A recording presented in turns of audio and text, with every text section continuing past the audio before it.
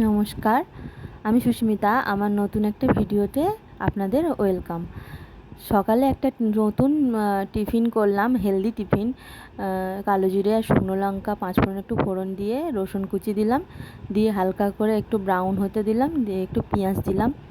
পেঁয়াজটা হালকা একটু ভাজা ভাজা হবে, হালকা ভাজা হবে, এটা একটু হেলদি। অল্প তেলের মধ্যে করলাম, দিয়ে ডুমো ডুমো করে গাজর আলু কেটে ওর মধ্যে দিয়ে দিলাম, দিয়ে একটু লবণ দিলাম স্বাদ মতো, যে যেমন খাবে সে তেমন দেবে।